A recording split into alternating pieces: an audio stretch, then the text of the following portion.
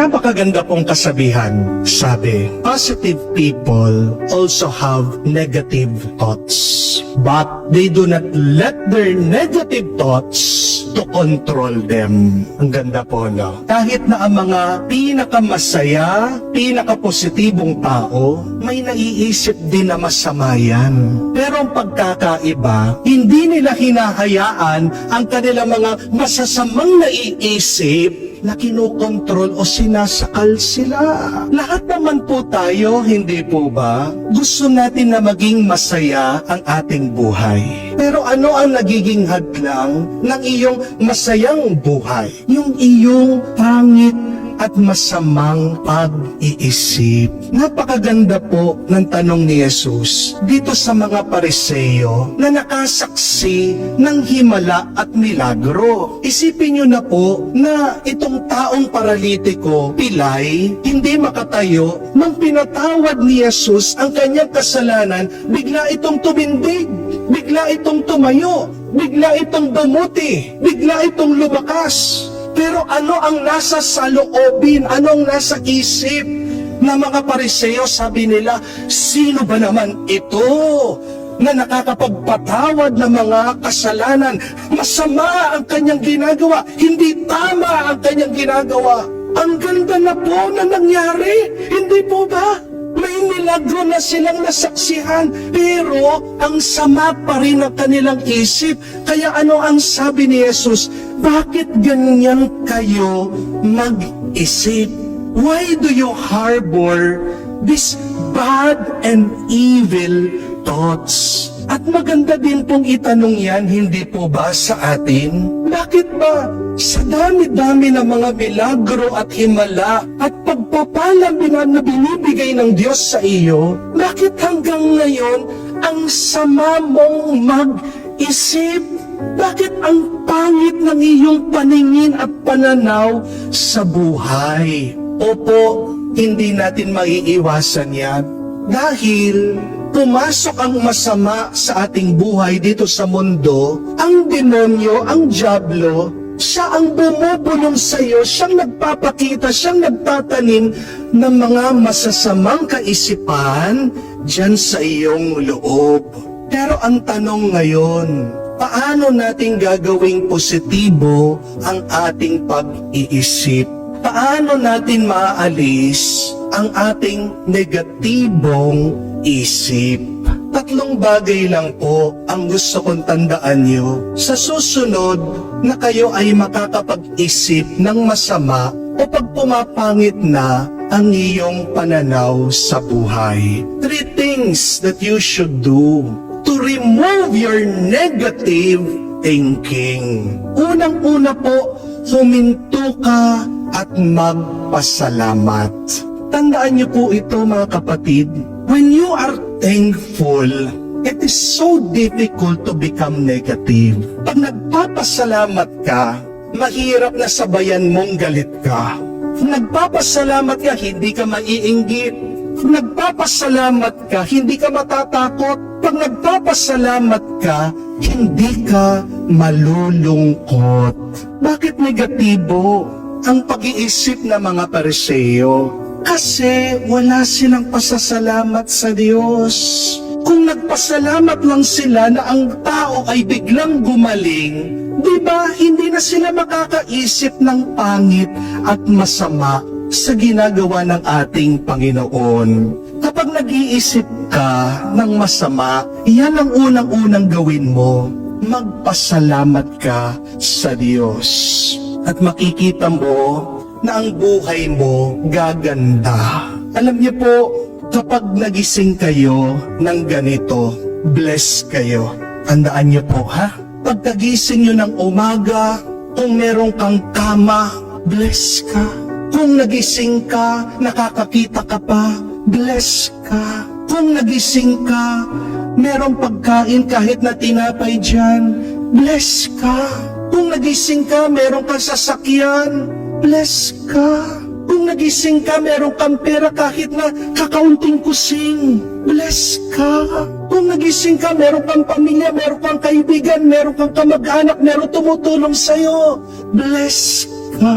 Remember, There is always something to be thankful for every day. So fill your mind with gratitude and you will always feel positive. Amen?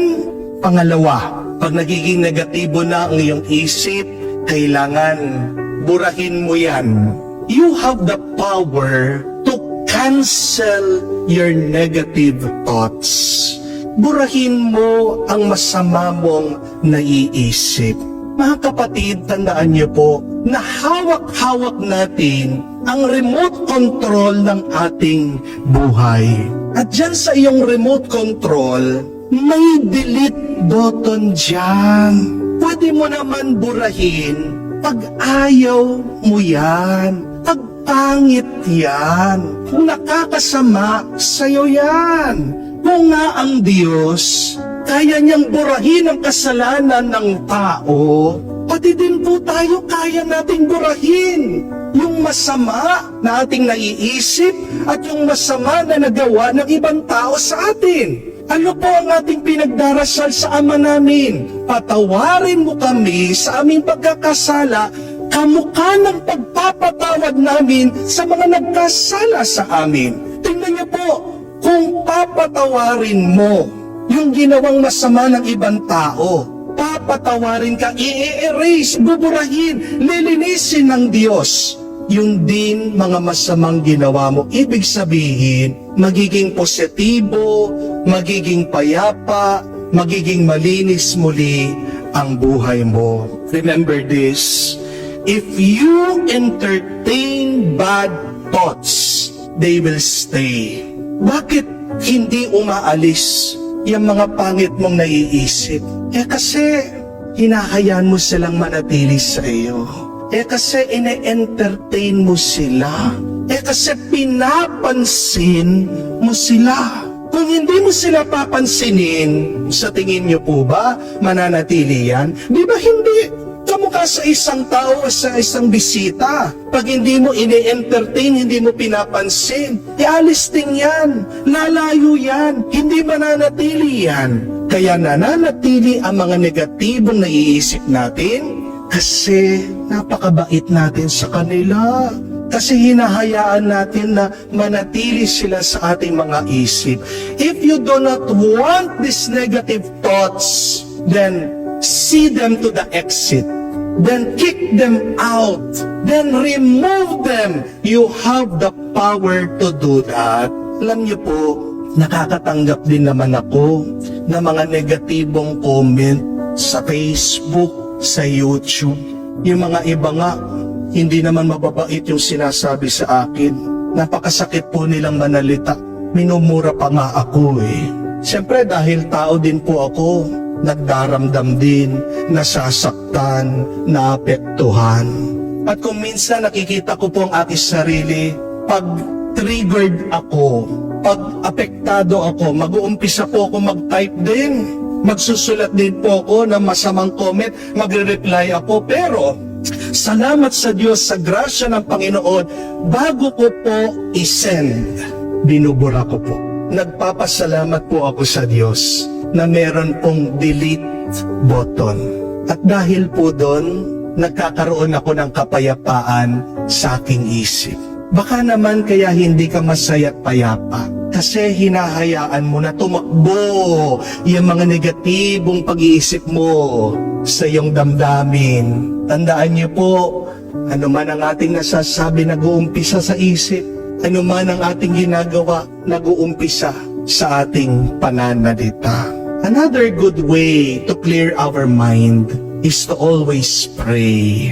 Ang gawin mo, uminto ka, magdasal ka, alay mo sa Diyos, mag-meditate ka. What is meditation? Meditating is focusing on something else rather than the negative thought. When you meditate, you focus on good things, most especially on the Lord. Subukan niyo po, pag sa susunod na tulirong-tuliro na kayo, litong-lito na kayo, bigat na kayo sa inyong mga naiisip, bakit hindi niyo buksan ang Biblia? Focus on one verse. Meditate on that one verse. O kung hindi naman po, you can start to say a mantra. One verse, one word, one sentence in your prayer.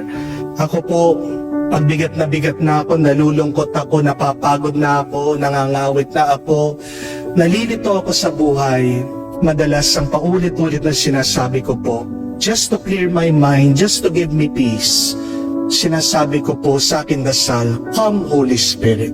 Pag hindi po ako makatulog paggabi, pag ako'y nag-aalala na kung ano na naman ang sasabihin ko sa homilya, habang ako po ay nakahiga sa kama, paulit-ulit ko sinasabi, come Holy Spirit, come Holy Spirit, come Holy Spirit. Effective po. Kasi pagkagising ko, may pinapaisip na ang Diyos sa akin na kailangan ko sabihin sa inyo. Subukan niyo po paulit-ulit, magdasal kayo. Kahit na ang pangalan ng Panginoon, pwede mong paulit-ulit na sabihin, malaking tulong yan to clear your mind, to delete the negative thoughts, to give you happiness, joy, and peace. Pangatlo at kahuli-hulihan, pag meron ka ng negatibong naiisip, isipin mo, hinayaan ng Diyos yan na maisip mo para makatulong sa iyo. Believe that your negative thoughts are there to help you to improve your life. Negative thoughts, if you use them, can help you to grow. So in the end, negative thoughts, negative experiences also can also be positive for you. Amen? Tandaan niyo po, ang isip ng tao parang salamin. Ang nakikita mo na pangit sa iba ay talagang pangit na nangyayari sa iyong sarili. Ang mga Pariseo, hindi nila tanggap ang pagpapatawad ni Jesus. Bakit? Kasi hindi rin nila mapatawad ang kanilang sarili. May sinasalamin sila doon sa kanilang nararanasan. Kaya nga, imbis na tinitingnan natin yung mga bagay-bagay sa labas, umpisan po natin na suriin natin ano ang nangyayari sa ating loob. The next time that you have a negative thought, analyze it. Suriin mo, pag-aralan mo, ano ba ang tinuturo nito sa akin? Paano ako lalago, uunlad sa pamamagitan nito?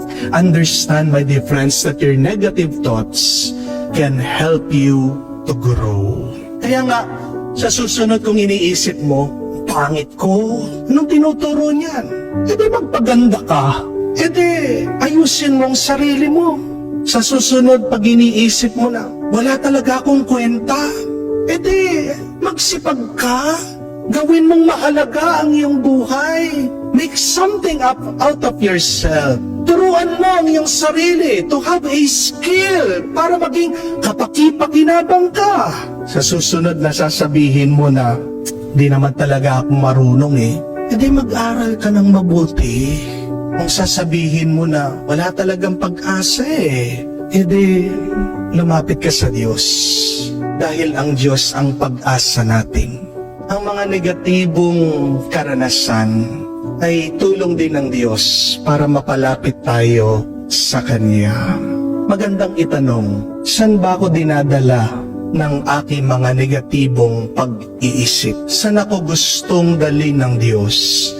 Bakit niya pinapaisip ang mga negatibong bagay na ito sa akin ngayon? Bakit mahalaga ang positibong pag-iisip? Tandaan niyo po ito. With a positive mind, you become powerful. With a positive mind, you can be happy. And only with a positive mind that you can help others. Malakas ka, masaya ka, makakatulong ka sa iba kapag positibo at mabuti ang pag-iisip mo.